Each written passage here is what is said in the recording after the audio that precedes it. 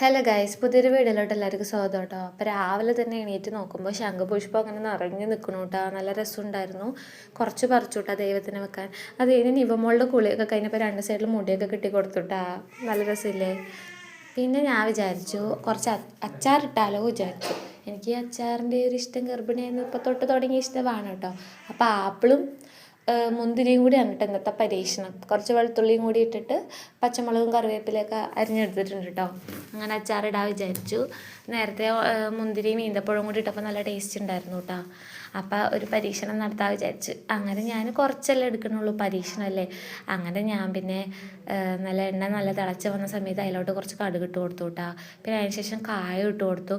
സംഭവം നമുക്ക് കായത്തിൻ്റെ പൊടി ഉണ്ടായിരുന്നില്ല കേട്ടോ. അപ്പോൾ ശരി, കായം ഇട്ടാലും നന്നായിട്ടുണ്ടാവും. ഞാൻ അങ്ങനെ ഇടാറുണ്ട് കേട്ടോ അച്ചാറിൽ. പിന്നെ കുറച്ച് ഉലുവ ഇട്ട് കൊടുത്തു.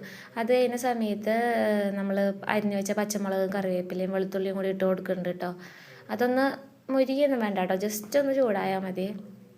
അതിന് ശേഷം നമ്മൾ അതിലോട്ട് ഇട്ട് കൊടുക്കുന്ന പൊടികൾ പറഞ്ഞാൽ കുറച്ച് ഉപ്പിട്ട് കൊടുത്തു. പിന്നെ ഉപ്പ് നമ്മുടെ ആവശ്യത്തിന് നോക്കിയിട്ട് ഇട്ട് കൊടുത്താൽ മതി.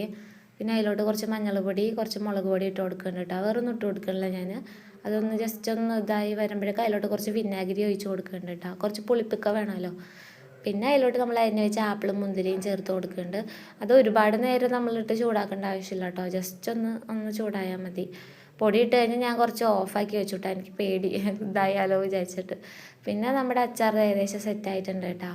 അതിന് ശേഷം നമ്മൾ നല്ല ഉണങ്ങി നല്ലൊരു പാത്രത്തിലോട്ട് മാറ്റിയിട്ട് 2 ദിവസം കഴിഞ്ഞ് ഉപയോഗിച്ചാൽ അതിൻ്റെ ടേസ്റ്റ് അറിയുള്ളൂ കേട്ടോ. ട്രൈ ചെയ്ത് നോക്കണേ. അപ്പോൾ ഇന്നത്തെ വീഡിയോ ഇത്രയുള്ളൂ കേട്ടോ. ആ വീഡിയോ ഇഷ്ടപ്പെട്ടതിന് ലൈക്ക് ചെയ്യുക, കമൻറ്റ് ചെയ്യുക, ഷെയർ ചെയ്യുക, സബ്സ്ക്രൈബ്